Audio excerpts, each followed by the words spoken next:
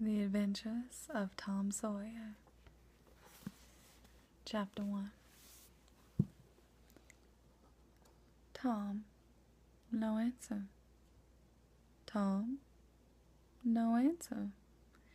What's gone with that boy, I wonder? You, Tom. No answer. The old lady pulled her spectacles down and looked over them about the room.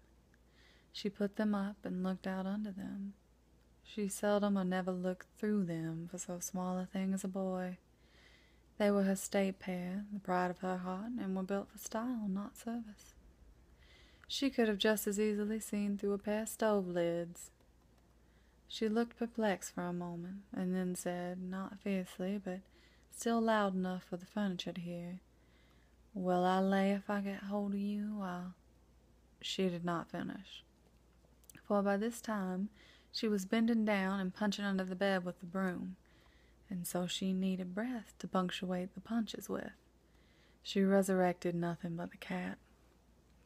I never did see the beat of that boy. She went to open the door and stood in it, and looked out among the tomato vines and jimson weeds that constituted the garden. No Tom. So she lifted up her voice at an angle, calculated for distance, and shouted, "You, Tom." There was a slight noise behind her, and she turned just in time to seize a small boy by the slack of his roundabout and arrest his flight. "There. I might have thought of that closet. What you been doing in there?" "Nothing." "Nothing? Look at your hands. Look at your mouth. What is that truck?" "I don't know, ain't."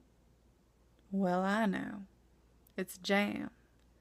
That's what it is. 40 times I've said if you didn't let that jam alone, I'd skin you. Hand me that switch." The switch hovered in the air. The peril was desperate. "My, look behind you, Aunt." The old lady whirled around, snatched her skirts out of danger. The lad fled on the instant, scrambled up the high-board fence, and disappeared over it. His Aunt Polly stood surprised for a moment, and then broke into a gentle laugh. "Hang the boy, I can't never learn anything. Ain't he played me tricks enough like that for me to be looking out for him by this time? But old fools is the biggest fools they is. Can't learn an old dog new tricks, as the saying is. But my goodness, he never plays them alike.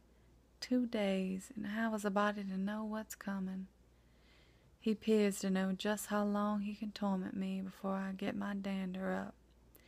And he knows if he can make out to put me off for a minute, or make me laugh, it's all down again, and I can't hit him a lick. I ain't doing my duty by the boy, and that's the Lord's truth, goodness knows. Spare the rod, spoil the child, as the good book says. I'm a-laying up sin and suffering for both of us, I know. He's full of the old scratch, but laws o' me, he's my old dead sister's boy, poor thing, and I ain't got the heart to lash him somehow. Every time I let him off, my conscience does hurt me so, and every time I hit him, my old heart most breaks. Well, well, man that is born of a woman is a few days and full of trouble, as the scripture says, and I reckon it's so. He'll play hooky this evening, and I'll just be obliged to make him work tomorrow to punish him.